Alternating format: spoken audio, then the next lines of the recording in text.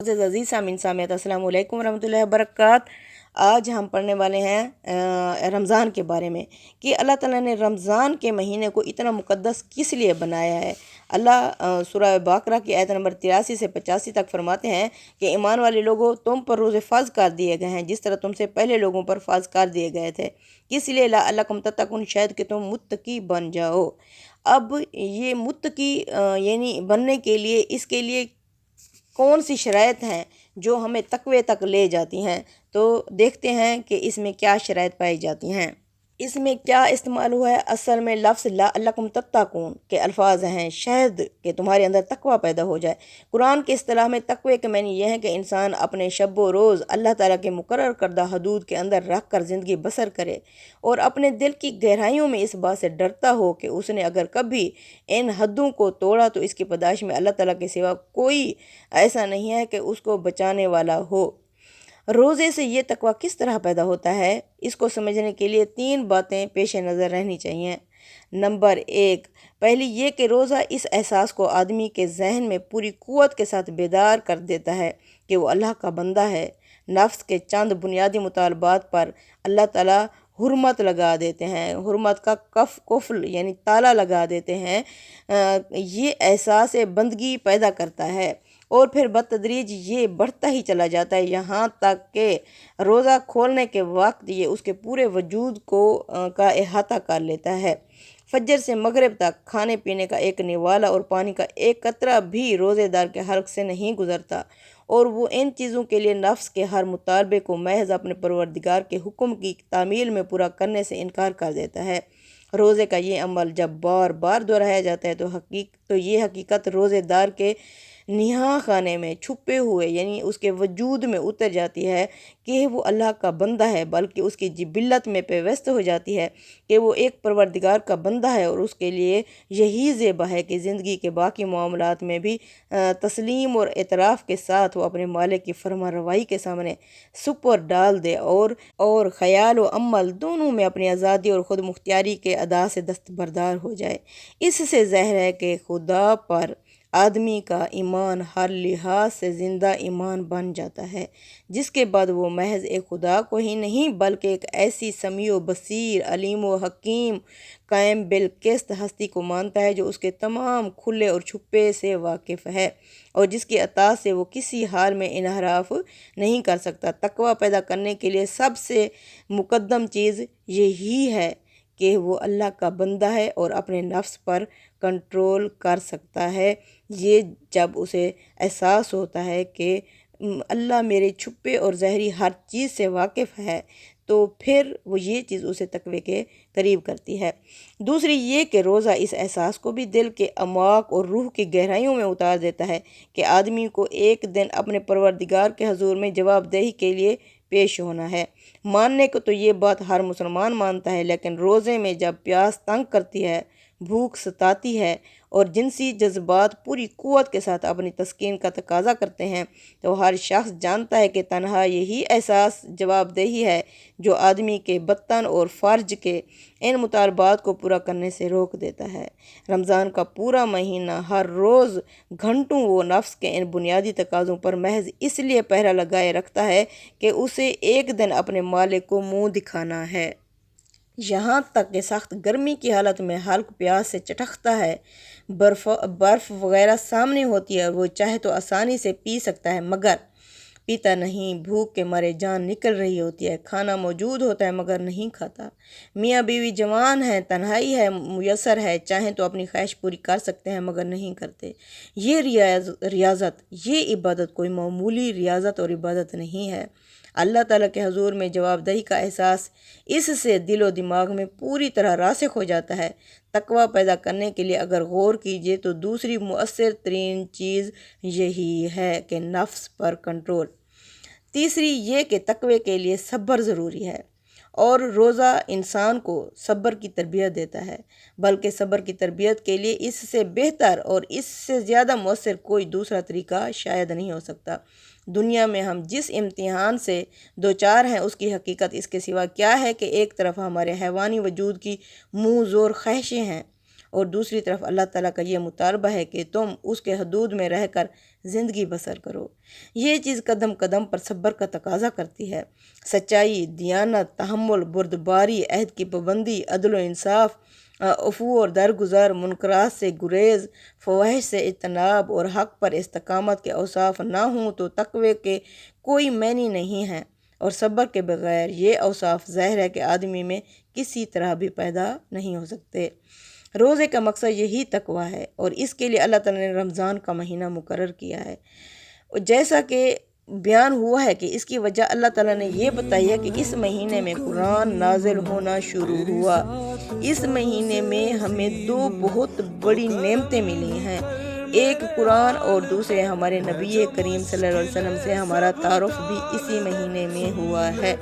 اللہ فرماتے ہیں، مومنو، اللہ نے تم پر احسان کر دیا، تمہارے اندر تمہیں میں سے ایک رسول بھیجے، اللہ اکبر، اور ان کے اوپر یہ قرآن جیسی عظیم کتاب نازل ہوئی۔ تو اس کے لیے یہ کیا ہے؟ مہینہ شکرانے کا مہینہ ہے کہ اللہ تعالیٰ تو نے اتنی بڑی دو نعمتیں ہمیں عطا کی، کیونکہ اگر ہم اتنی بڑی نعمتوں سے محروم ہو جاتے تو ہم اندھے اور بہرے بن کر اس دنیا سے جاتے۔ تو روزے کے مقصد سے اس کا کیا تعلق ہے کہ اس مہینے میں قرآن نازل ہونا شروع ہوا؟ تو روزے اور قرآن کا تعلق کس طرح بنتا ہے؟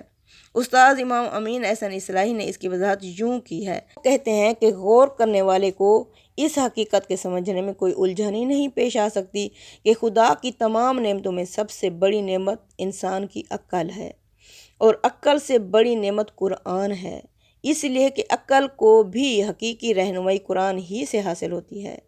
یہ نہ ہو تو عقل سائنس کی ساری دور بینیں اور خرد بینیں لگا کر بھی انسان اندھیرے میں ہی یعنی عقل بھٹکتی رہتی ہے۔ اس وجہ سے جس مہینے میں دنیا کو یہ نعمت ملی وہ سزاوار ہے، وہ حق رکھتا ہے کہ وہ خدا کی تکبیر اور اس کے شکر گزاری کا خاص مہینہ ٹھہرا دیا جائے، تاکہ اس نعمت عظمیٰ کی قدر و عظمت کا اعتراف ہمیشہ ہمیشہ ہوتا رہے۔ اس شکر گزاری اور تکبیر کے لیے اللہ تعالیٰ نے روزوں کی عبادت مقرر فرمائی ہے، جو اس تقوی کی تربیت کے لیے خاص عبادت ہے جس پر تمام دین اور شریعت کے قیام و بقا کا انحصار ہے، اور جس کے حاملین ہی کے لیے در حقیقت قرآن ہدایت بن کر نازل ہوا۔ گویا اس حکمت قرآنی کی ترتیب یوں ہوئی کہ قرآن حکیم کا حقیقی فیض صرف ان لوگوں کے لیے خاص ہے جن کے اندر تقوی کی روح ہو، اور اس تقوی کی تربیت کا خاص ذریعہ روزے کی عبادت ہے۔ اس وجہ سے رب کریم نے اس مہینے کو روزوں کے لیے خاص فراہم فرما دیا ہے جس میں قرآن کا نزول ہوا۔ دوسرے لفظوں میں اس بات کو یوں بھی کہہ سکتے ہیں کہ قرآن اس دنیا کے لیے بہار ہے، اور رمضان کا مہینہ موسم بہار، اور یہ موسم بہار جس فصل کو نشو و نما بخشتا ہے وہ تقوی کی فصل ہے۔ سبحان اللہ۔ امین احسن اصلاحی صاحب فرماتے ہیں کہ عبادت کے لیے ایام و اوقات کی یہ تعین کیا اہمیت رکھتی ہے، یعنی کہ رمضان کیوں اس میں رکھا گیا ہے۔ جس طرح اس مادی دنیا میں فصلوں، موسموں اور اوقات کا اعتبار ہے، یعنی کہ دنیا میں جو فصلیں بوئی جاتی ہیں جب ان کے لیے موسم کا انتظار کیا جاتا ہے اور ان کے موسم میں ہی وہ فصلیں بوئی جاتی ہیں، ٹھیک اسی طرح روحانی عالم میں بھی ان کا اعتبار ہے، یعنی موسم ہے۔ جس طرح خاص خاص چیزوں کے بونے کے لیے خاص خاص موسم اور مہینے ہیں، ان میں آپ بوتے ہیں تو وہ پروان چڑھتی ہیں اور ثمر بار ہوتی ہیں۔ اگر ان موسموں اور مہینوں کو آپ نظر انداز کر دیتے ہیں تو دوسرے مہینوں کی طویل سے طویل مدت بھی ان کا بدل نہیں ہو سکتی۔ اسی طرح روحانی عالم میں بھی خاص خاص کاموں کے لیے خاص موسم اور خاص اوقات اور ایام مقرر ہیں۔ اگر ان اوقات اور ایام میں وہ کام کیے جاتے ہیں تو وہ مطلوبہ نتائج پیدا کرتے ہیں، اور اگر وہ ایام اور اوقات کو نظر انداز ہو جاتے ہیں تو دوسرے ایام اور اوقات کی زیادہ سے زیادہ مقدار بھی ان کی صحیح قائم مقام نہیں ہو سکتی۔ اس کو مثال سے یوں سمجھیے کہ جمعے کے لیے ایک خاص دن ہے، روزوں کے لیے ایک خاص مہینہ ہے، حج کے لیے خاص مہینہ اور خاص ایام ہیں، وقوفہ عرفہ کے لیے معینہ دن ہے۔ ان تمام ایام اور اوقات کے ساتھ اللہ تعالیٰ نے بڑی بڑی عبادتیں مقرر کر رکھی ہیں جن کے اجر و ثواب کی کوئی حد و نہایت نہیں، لیکن ان کی ساری برکتیں اصلی صورت میں تبھی ظاہر ہوتی ہیں جب یہ ٹھیک ٹھیک ان ایام اور اوقات کی پابندی کے ساتھ عمل میں لائی جائیں۔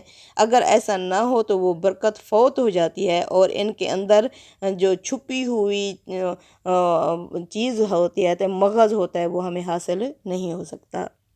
اسی طرح روزے اگر اس مہینے میں نہ رکھے جائیں اور ان 3 شرائط کے ساتھ نہ رکھے جائیں تو پھر روزے کا مقصد فوت ہو جاتا ہے۔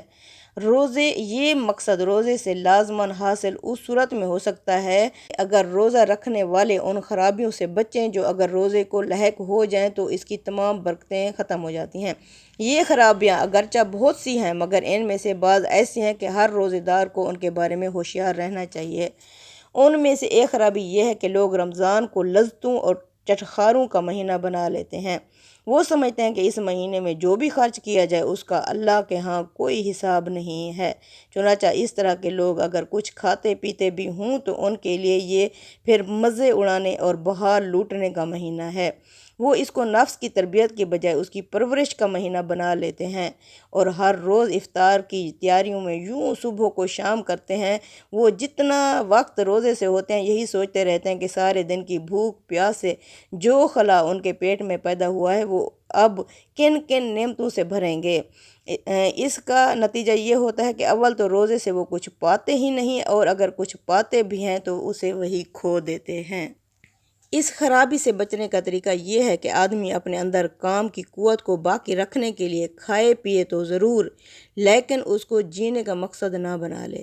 جو کچھ بغیر کسی اہتمام کے مل جائے اس کو اللہ کا شکر ادا کرتے ہوئے کھا لے۔ گھر والے جو کچھ بھی دسترخوان پر رکھ دیں اگر دل نہ بھی چاہ رہا ہو تو ان پر خفا نہیں ہونا چاہیے۔ اللہ نے اگر مال و دولت سے نوازا ہے تو اپنے نفس کو پا لینے کی بجائے اسے غریبوں اور فقیروں کی مدد اس کے کھانے پلانے پر خرچ کیا جائے، یہ چیز یقیناً اس کے روزے کی برکتوں کو بڑھائے گی۔ نبی کریم صلی اللہ علیہ وسلم کا اسوہ انفاق کے معاملے میں یہی ہے کہ آپ صلی اللہ علیہ وسلم بہت زیادہ خرچ کرتے تھے۔ سیدنا عبداللہ بن عباس کا بیان ہے کہ حضور صلی اللہ علیہ وسلم عام حالات میں بھی سب سے زیادہ فیاض تھے لیکن رمضان میں تو گویا سراپائے جود و کرم بن جاتے تھے۔ سبحان اللہ۔ دوسری خرابی یہ ہے کہ بھوک اور پیاس کی حالت میں چونکہ طبیعت میں کچھ تیزی پیدا ہو جاتی ہے، اس وجہ سے بعض لوگ روزے کو اس کی اصلاح کا ذریعہ بنانے کی بجائے اسے بھڑکانے کا بہانہ بنا لیتے ہیں۔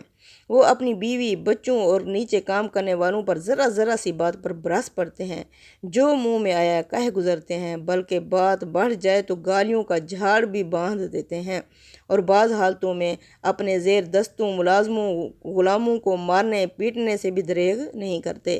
اس کے بعد وہ اپنے آپ کو یہ کہہ کر مطمئن کر لیتے ہیں کہ روزے میں ایسا ہو ہی جاتا ہے۔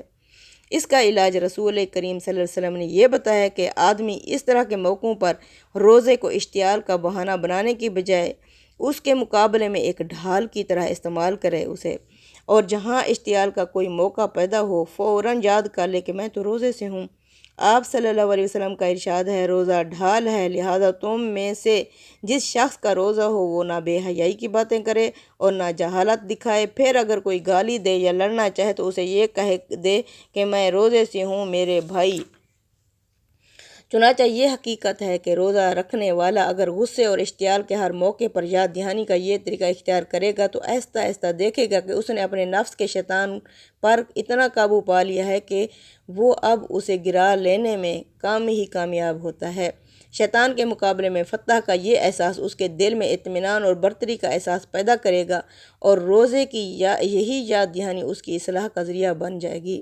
پھر وہ وہی غصہ کرے گا جہاں اس کا موقع ہوگا، وقت پہ وقت اسے مشتعل کر دینا کسی کے لیے ممکن نہ رہے گا۔ تیسری خرابی روزے داروں کے لیے یہ بھی ہے کہ بہت سے لوگ جب روزے میں کھانے پینے اور اس طرح کی دوسری دلچسپیوں کو چھوڑتے ہیں تو اپنی اس محرومی کا مداوع ان دلچسپیوں میں ڈھونڈنے لگتے ہیں جن سے ان کے خیال میں روزے کو کچھ نہیں ہوتا بلکہ وہ بہل جاتا ہے۔ وہ روزہ رکھ کر تاش کھیلیں گے، ناول اور افسانے پڑھیں گے، نغمے اور غزلیں سنیں گے، فلمیں دیکھیں گے، دوستوں میں بیٹھ کر گپیں ہانکیں گے۔ اگر یہ سب نہ کریں گے تو کسی کی غیبت میں ہی لگے رہیں گے۔ روزے میں پیٹ خالی ہوتا ہے تو آدمی کو اپنے بھائیوں کا گوشت کھانے میں ویسے بھی بڑی لذت ملتی ہے، یعنی غیبت کر کے۔ اس کا نتیجہ یہ ہوتا ہے کہ وہ بعض اوقات صبح اس مشغلے میں پڑتے ہیں، پھر مؤذن کی اذان کے ساتھ ہی اس سے ہاتھ کھینچتے ہیں۔ اس خرابی کا ایک علاج تو یہ ہے کہ آدمی خاموشی کو روزے کا ادب سمجھے اور کوشش کرے کہ کم سے کم اناب شناب کہنے اور جھوٹی سچی اڑانے کے معاملے میں تو اس کی زبان پر تالا لگا رہے۔ نبی کریم صلی اللہ علیہ وسلم نے فرمایا، جو شخص جھوٹ بولنا اور اس پر عمل کرنا نہ چھوڑے تو اللہ کو اس کی کچھ ضرورت نہیں کہ وہ اپنا کھانا پینا چھوڑ دے۔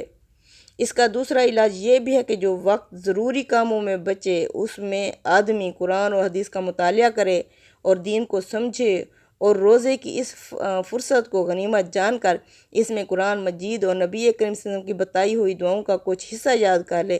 اس طرح وہ روزے میں ان مشغلوں سے اور ان فضولیات سے بچے گا اور بعد میں یہی ذخیرہ اللہ کی یاد کو اس کے دل میں قائم رکھنے کے لیے اس کے کام آئے گا۔ چوتھی خرابی یہ ہے کہ آدمی بعض اوقات روزہ اللہ کے لیے نہیں بلکہ اپنے گھر والوں اور ملنے جلنے والوں کی ملامت سے بچنے کے لیے بھی رکھتا ہے، اور کبھی لوگوں میں اپنی دینداری کا بھرم قائم رکھنے کے لیے بھی یہ مشقت جھیلتا ہے۔ یہ چیز بھی روزے کو روزہ نہیں رہنے دیتی۔ اس کے بعد یعنی کیا روزہ صرف امت محمدیہ پر فرض تھا؟ نماز کی طرح روزے کی تاریخ بھی نہایت قدیم ہے۔ سورہ بقرہ کی جو آیتیں پڑھی گئی ہیں ان میں قرآن نے بتایا ہے کہ روزہ مسلمانوں پر اسی طرح فرض کیا گیا تھا جس طرح وہ پہلی قوموں پر فرض کیا گیا تھا۔ چنانچہ یہ حقیقت ہے کہ تربیت نفس کی اہم عبادت کے طور پر اس کا تصور تمام مذاہب میں قائم رہا ہے۔ جیسا کہ نینوا اور بابل کی تہذیب نہایت قدیم ہے، ایک زمانے میں یہاں اشوری قوم آباد تھی۔ سیدنا یونس علیہ السلام کی بعثت انہی کی طرف ہوئی۔ انہوں نے پہلے انہیں جھٹلا دیا لیکن بعد میں ایمان لائے۔ اس موقع پر ان کی توبہ اور رجوع کا ذکر بائبل کے صحیفہ یونس میں اس طرح ہوا ہے۔ تب نینوا کے باشندوں نے خدا پر ایمان لا کر روزے کی منادی کی اور ادنا اور اعلیٰ سب نے ٹاٹ اوڑھا، اور یہ خبر نینوا کے بادشاہ کو پہنچی۔ وہ اپنے تخت سے اترا اور بادشاہی لباس اتار ڈالا اور ٹاٹ اوڑھ کر راکھ پر بیٹھ گیا، اور بادشاہ اور اس کے ارکان دولت کے فرمان سے نینوا میں یہ اعلان کیا گیا، اس بات کی منادی ہوئی کہ کوئی انسان یا حیوان غلہ یا رما کچھ نہ چکھے گا نہ کھائے پیے گا، لیکن انسان اور حیوان ٹاٹ سے ملبوس ہوں گے اور خدا کے حضور یہ گریہ آزاری کریں گے، بلکہ ہر شخص اپنی بری روش سے اپنے ہاتھ کے ظلم سے باز آئے گا۔ عرب جاہلی میں بھی روزہ کوئی اجنبی چیز نہیں تھی۔ ان کی زبان میں بھی لفظ صوم کا وجود بجائے خود اس بات کو ثابت کرنے کے لیے کافی ہے کہ وہ اس عبادت سے پوری طرح واقف تھے۔ اسی طرح روایتوں میں ہے کہ قریش بھی یوم عاشوراء کا روزہ رکھتے تھے۔ یہود و نصارہ کی شریعت میں بھی روزہ ایک عام عبادت تھی۔ اسی طرح یعنی کہ خروج میں ہے کہ اور خداوند نے موسیٰ سے کہا کہ تو یہ باتیں لکھ، کیونکہ انہی باتوں کے مفہوم کے مطابق میں تجھ سے اور اسرائیل سے عہد باندھتا ہوں۔ سو وہ 40 دن اور 40 رات وہیں خدا کے پاس رہا، نہ روٹی کھائی، نہ کچھ کھایا پیا، نہ پانی پیا۔ اس نے ان لوحوں یعنی تختیوں پر اس عہد کی باتوں کو یعنی 10 احکام کو لکھا۔ یعنی کہ یہ روزہ پچھلی امتوں سے چلا آ رہا ہے۔ اللہ فرماتے ہیں ذالک الدین القیمہ، یہ ہے ہمیشہ رہنے والا دین، یعنی ہر نبی کو جو بنیادی ارکان ہیں وہ سارے دیے گئے تھے کہ رسول صلی اللہ علیہ وسلم آخری رسول ہیں۔ سب رسولوں کو دین قیمہ سے نوازا گیا تھا۔ صدق اللہ العظیم، تقبل منا انک انت السمیع العلیم، آمین۔